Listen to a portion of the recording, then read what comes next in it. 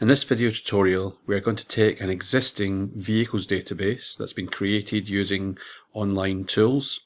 So we've got PHP to make server scripts, and we've got a website behind the scenes, and we're going to extend this to become a relational database. Our existing database consists of vehicles that have the ability to be edited as a record, deleted as a record, and also have an uploaded image.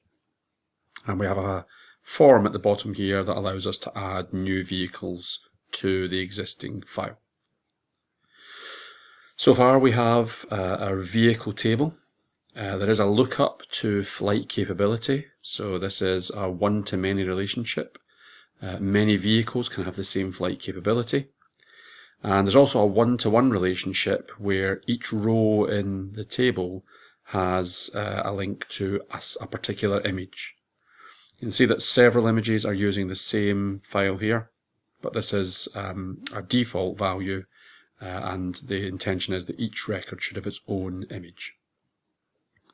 So we're going to extend this database, and the idea is that we will allow travelers to book various vehicles to have legs of their journeys.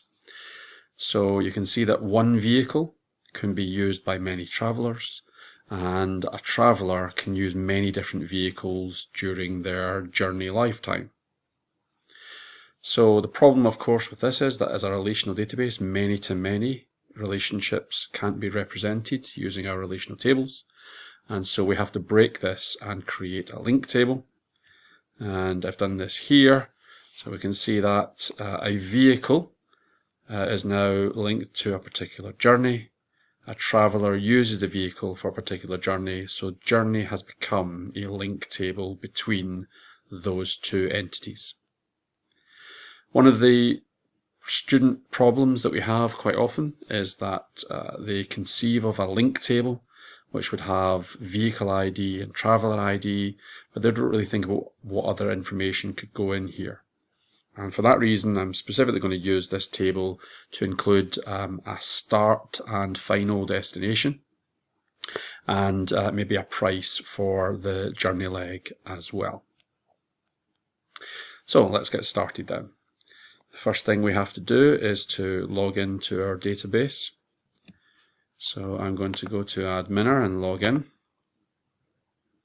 And you can see I'm using the VCL prefix for any tables that are involved here. So I'm going to create a table. And the table is going to be called VCL Traveler. And we're going to have a traveler ID. The traveler ID is going to be an auto increment field, so that's the primary key.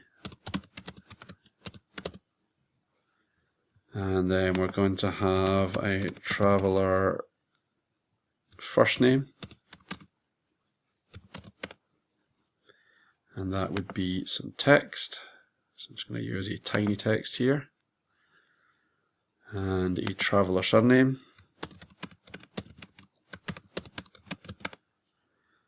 and that would also be a tiny text. And to let people log in and use the system, we're also going to have a traveler password. And again, that really should be a hashed value for security reasons, but we're just going to make it a straightforward tiny text for the purposes of showing relational database. So, worthwhile noting there, not hashed.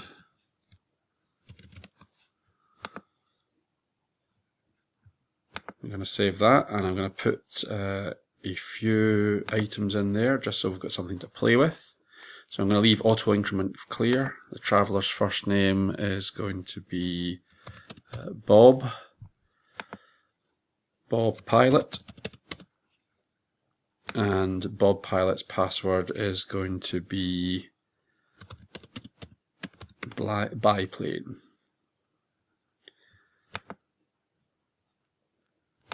And I'm going to have Sally Driver, and her password is motorcar. maybe one more, and the traveller is going to be John Longshanks, and his password is going to be Walker. Okay, so if we have a look at that table here, you can see we've got Bob Pilot with biplane, Sally Driver with motorcar, and John Longshanks with Walker. I'm just going to edit this so that it uses lowercase so that I don't get confused. Okay, so now we need to actually make the link table then. So this is the traveller entity on its own right. We've got a vehicle entity in its own right. We're now going to put these things together. So I'm going to create another table. And you can see that in my entity relationship diagram here, I have decided to call it a journey. Maybe a journey leg would be better, since a journey might be several legs. So I am going to do that. The table name is going to be journey leg. It's going to have a journey leg ID, which will be an auto increment. And I could use a composite key here, but to make things simple, I'm going to use an auto increment primary key. It then needs to have a lookup. So one lookup is going to be a vehicle ID.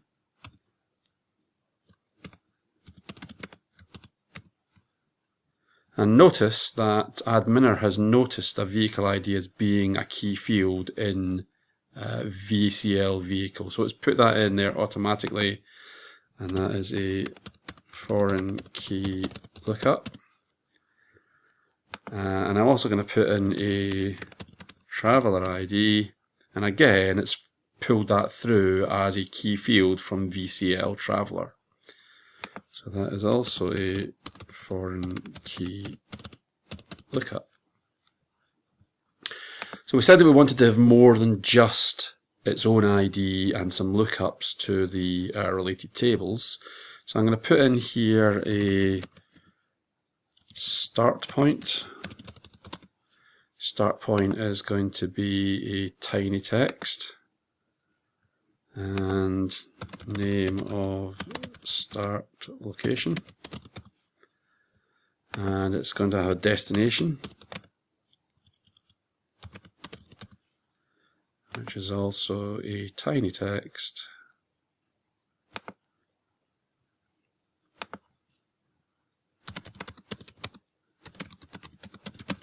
which is the target location. Okay, so if I save this now and go for a new item, so I'm going to leave the journey leg ID clear, but I'm going to add a vehicle ID. It'll help if I have a look at the vehicles here. So you can see that I've got a biplane is number 2. So let's get Bob Pilot to fly a bit. So vehicle ID is number 2 for the biplane. Traveller ID is 1 for Bob Pilot. His start point is going to be Doncaster Airport.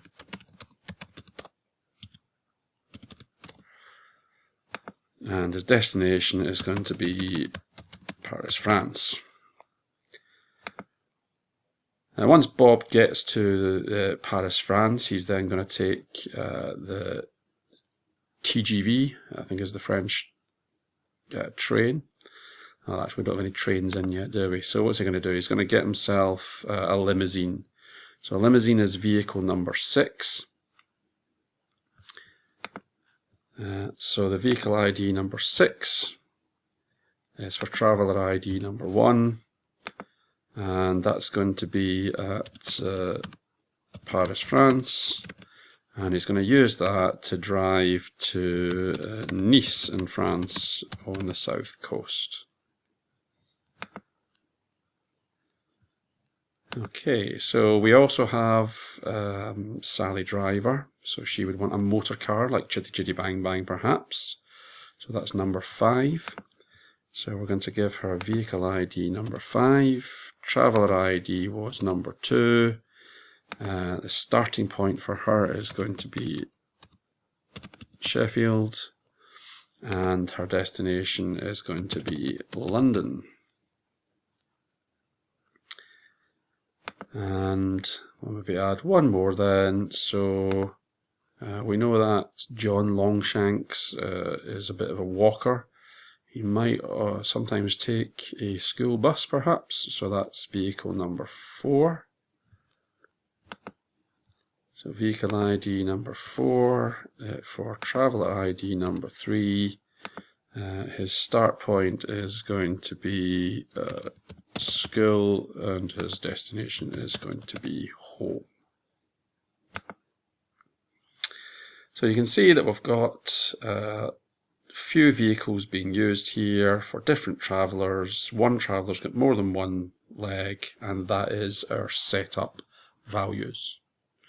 So what we now want to do is to be able to create some kind of script that displays this. So we're going to build a viewer, and we're going to do that in expressions. So I'm going to come here and I'm going to make a new PHP script. I'm going to immediately save this, so file, save as,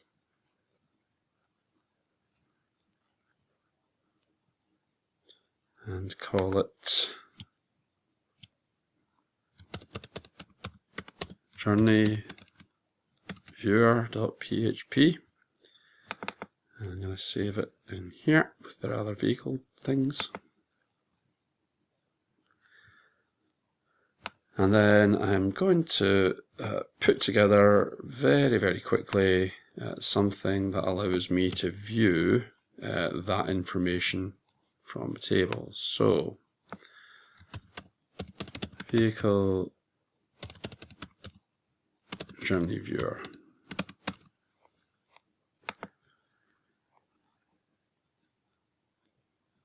Okay, so I'm going to stick in some PHP.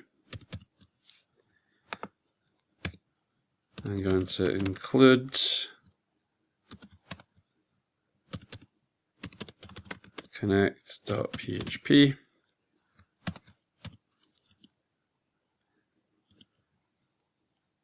And then going to just say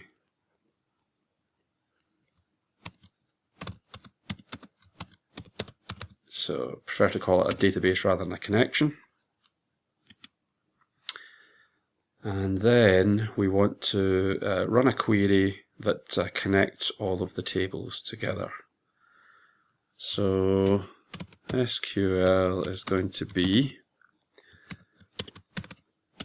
select star from VCL vehicle natural join VCL journey leg